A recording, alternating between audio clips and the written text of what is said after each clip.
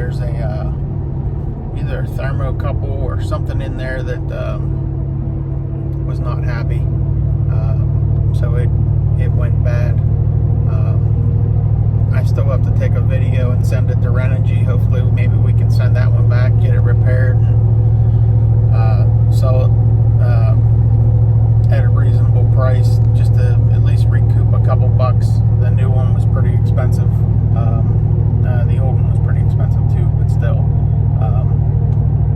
I don't know what caused that to do that, but yeah, I'd still like to figure it out. It was, they're not cheap. Still running a 12-volt system. The other reason being is I don't really want to change a whole lot of stuff if we're going to eventually get electric back to there from the site where we're building the house.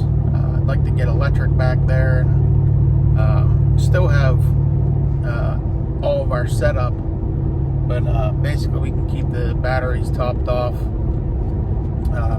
with the solar, and then I would put in a some kind of timer or something. I haven't really done a lot of research on that yet, so I don't want to divulge too much information that I don't have. But so yeah, we're on our way up to the cabin here. I'd like to get maybe the grass cut, and I also got another IBC tote. I believe I'm going to take the bladder out and use it for wood, and maybe use the bladder, throw it on a pallet, and use it with the tractor for a few different things, maybe watering food plots, or I don't know. I'm kind of thinking if I clean that out well enough, I've been kind of thinking about doing maybe some kind of slip and slide for the kids. If we got a real long slip and slide up there and put this IBC tote up there and let the water flow out of it, let the kids enjoy themselves and have a good time. We'll see about that as well. Maybe I can get some Visqueen or something, some plastic to lay down. I think that would be kind of cool. So maybe in July, when everybody comes up, the kids will be able to cool off. We can fill it up with the spring water. They'll have cold water to play around with and do a slip and slide. So, all right, well, I'll get back with you. I'm going to be at the property here in about probably 5 minutes. See you there.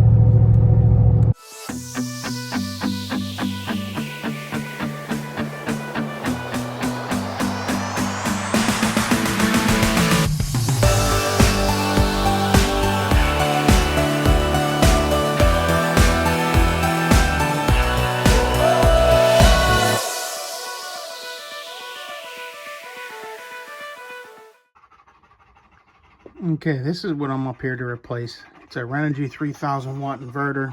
I'm going to turn it on and let you know exactly what's going on with this inverter. It won't charge through the port for where we have, and there's the fan, where we have the generator hookups. This is an inverter charger. So not only does it invert the 12 volt power into 120 single phase, not a split phase, it only makes 120 power, but the fan runs all the time now. So I think there's a thermocouple or something in there, or some kind of thermostat, or I don't know, whatever turns that fan on. This thing thinking it's running hot all the time. I have all the proper cabling on there. It's 4-aught cable like it asked for. I have it fused at 250 amps. I have the shunt. I follow everything. I have another fuse under there just for our 12 volt. That fuse right there. That fuse runs this small little block here. And the only thing I have on there right now is a 12 volt car plug and a small light. Is you can see it's why it's still lit up over here right now. But that's annoying, especially since it doesn't power. If we're up here for the weekend or a week at a time and we have to use the generator because there's not enough sun to produce, that's a real big annoyance, that we can't even plug it into the generator and charge our batteries. We have two Renogy lithium ions, They're both 200 amp hour batteries. That was a big bonus whenever we added those, but now I'm gonna have to change out a bunch of stuff, and I know I'm gonna have to add wire to where that wire runs down through the floor. And guys, I know my wiring's a little messy, but I have all my cameras running up here, and most of these wires here are all camera wires, and unfortunately I couldn't run the shorter wires because they didn't come with it. But yeah, so with that being said, I'm going to be getting started on tearing this apart and putting in a new inverter. It's also a 3,000 watt inverter charger from Renogy. It's their updated model. It has a bunch of other features, but I didn't expect this thing to do what it did, you know, after only 4 years of ownership. And really, we mostly only run it 9 months out of the year. And when we're not here, it runs our camera system and it runs our refrigerator. So yeah, kind of disappointed in that. I didn't want to go with Renogy again, but I didn't really see any other options at the time to get here as soon as we needed it. Okay, for now, this is our Midnight Solar charge controller. As you can see, the battery's reading 14.1 volts, currently in float. There's just a little bit coming in because we're using hardly anything right now. I'm going to be shutting this down here, so there's no additional power coming into the batteries. So I just took the cover off of this. I do remember adding a few things to this, and here's where the power comes out and goes into our breaker box. I have 3 breakers in our breaker box. This is where the power comes in from the generator whenever we do need to charge, but I am going to miss these. I don't have any outlets directly on the inverter, and that's where we normally plugged in our camera system, so it's direct to the inverter. I am going to miss those. We currently don't have those, but we do have an outlet in the wall down here that we're going to have to plug into, so we're going to have to make some modifications. But again, guys, my wiring is just all over the place because I never really cleaned it up, and all the wires that are going in through this hole here are all camera wires. So you can just see these wires everywhere. I know me and Aaron need to do some serious zip tying through here, but I think this time around, that's what we're going to work on. All right, as you can see, I made it as safe as possible. I took the fuse out between the batteries and the inverter, so that's out, and we're going to take these caps off.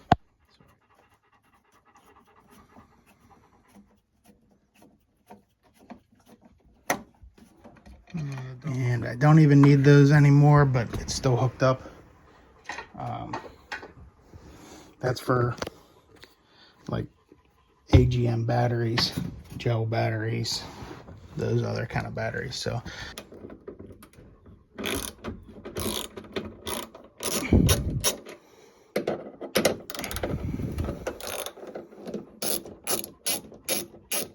okay, those are loose.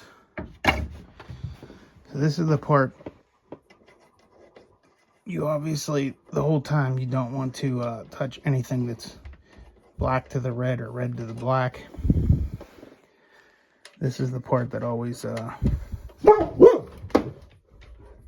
gets me a little sketched out, because these batteries can run some high amperage. Okay, now that that's off, the ground is not able to swing down there and touch anything. But so here's the little breaker panel that I use. It's just a square D from Home Depot. I have 220 outlets, or 220 breakers. One here, and a 15 amp. A 15 amp runs the side of the cabin that only has, I think, 2 outlets on. That it's mostly bathroom circuit and bedroom circuit, the boys' room. This one runs the side of the cabin with the refrigerator, our bedroom, the outlet, the light, and the kitchen area.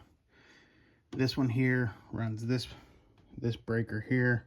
It's a 20 amp breaker. I wanted that somewhat close to the door. It runs a light and an outside outlet as well, so we can light up the outdoors a little bit. So what I just took off is the generator plug that goes to the outside. It's a NOCO brand plug. Has a nice flap to keep the water and moisture out of it. And this is 6 gauge wire that goes over to our breaker panel. I was gonna go with 8 gauge, and that's what it called for, but I decided to go a little heavier with 6 gauge. I thought that'd be a little bit better in case we decided to do anything a little different in the future, and running wires under the floor over to there was kind of a pain, so I wanted to do it once and be done with it. A friend of mine says, buy once, cry once. Greg from Hunting Camp, Tractor Greg. You know, I kind of agree with him now on a lot of things. When he says buy once, cry once, it's just easier to do it right the first time. Go a little heavier for what you might need in the future. Okay, I got the screw gun all hooked up. We're going to remove a few things here. It might get a little loud.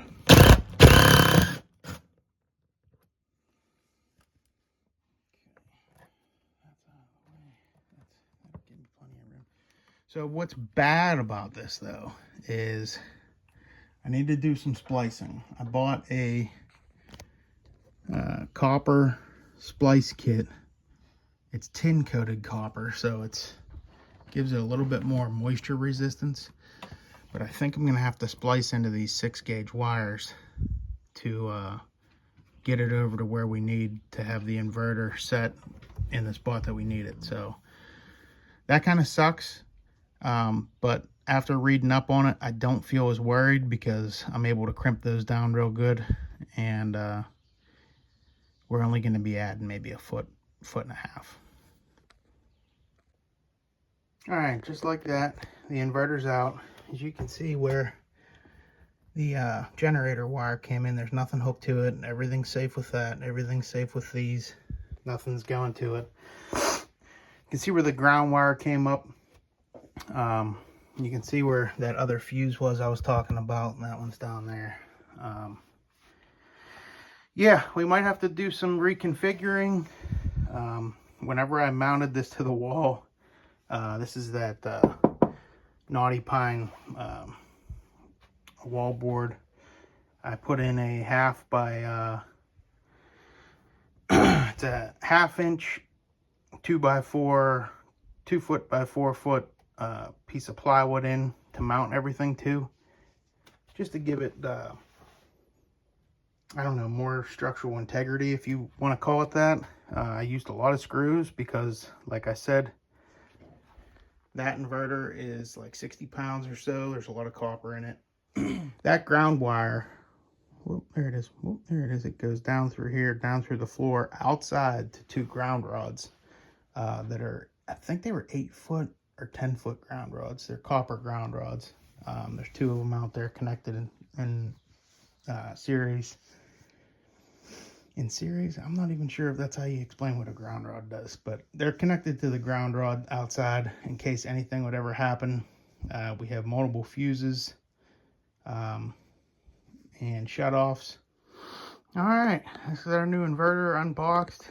All the styrofoam's off of it. There's styrofoam everywhere in the cabin right now. And basically there's just an on and off switch on this side. This whole faceplate comes off. You got your heavy duty connections for your 12 volt supply, your power in, power out, and this is for the remote. And this one's nice because you can choose between which batteries you have for your charging modes. Let's get this panel taken off.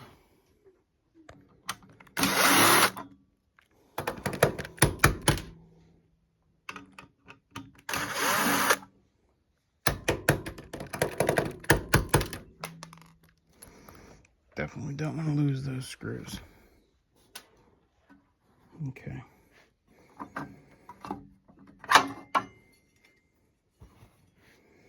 So as you can see, everything's on this side now, and there's no outlets on it. You have your 12 volt hot, 12 volt negative, ground, remote, there's a generator start, temperature sensor, which we're not going to use. You got your output here and your input here. So we're going to have to, like I said, reconfigure a few things, but that shouldn't be any problem. All right, let's get on the wall, see what we can do here. All right, I got the inverter on the wall. That was a little bit of a challenge. I used 2.5 inch screws with washers on there. Yeah, I was able to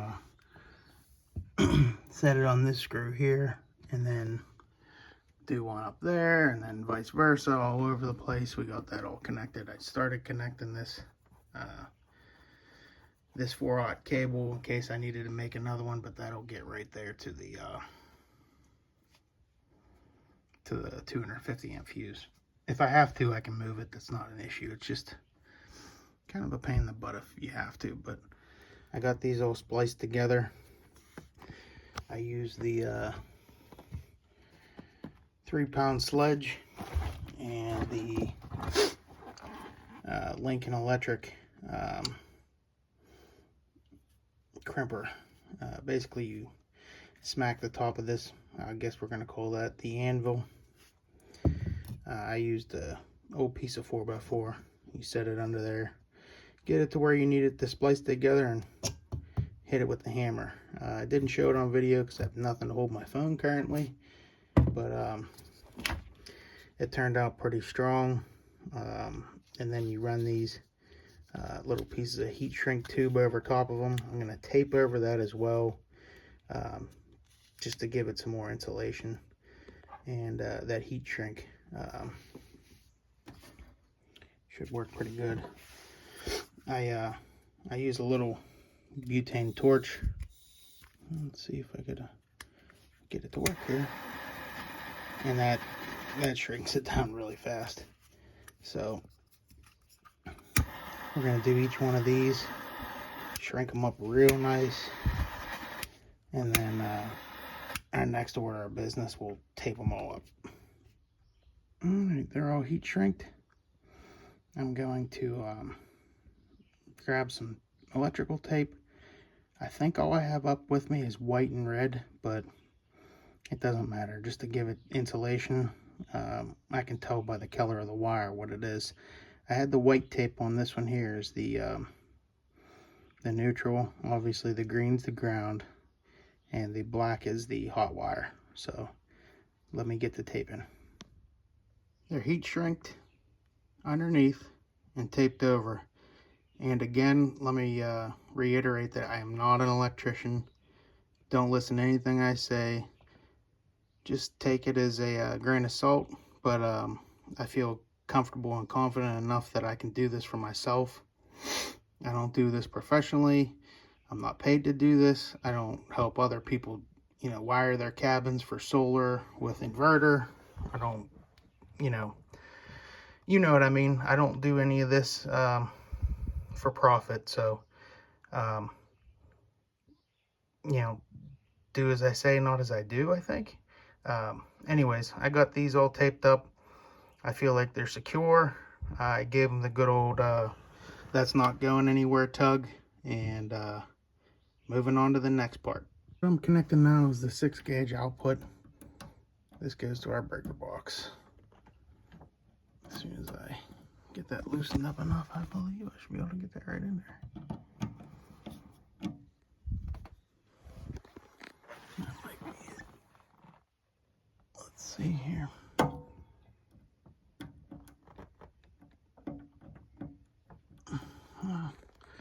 Okay, I got all those connected up.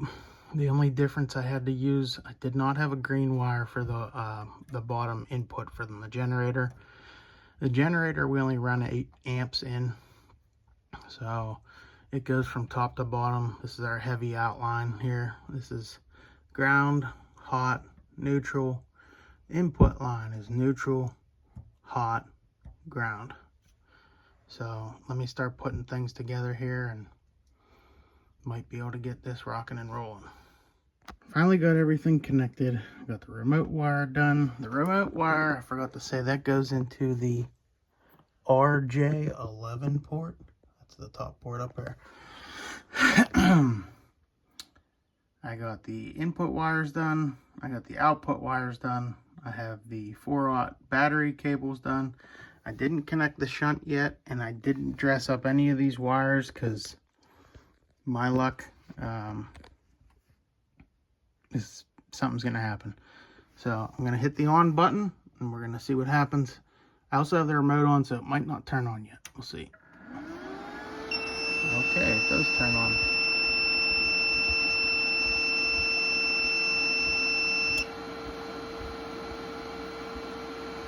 All right.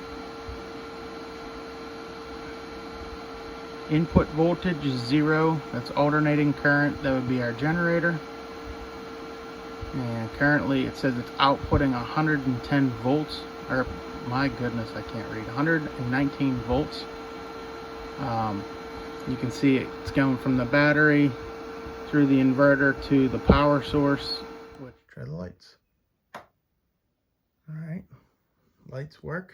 I'm gonna go check the breaker box, make sure nothing happened over here. Nothing's tripped. These have the little windows on the bottom. Let's try this one. If one actually trips, it turns orange. That's kind of neat. Anyways, the inverter's bringing in power. It should stop charging really any second now. I just clicked that back on over here at the 100 amp breaker, and yeah, there's tools and mess everywhere right now. That switch down there is for the remote. If you don't have the remote connected, it'll shut off. When you have the remote connected, you can use the button.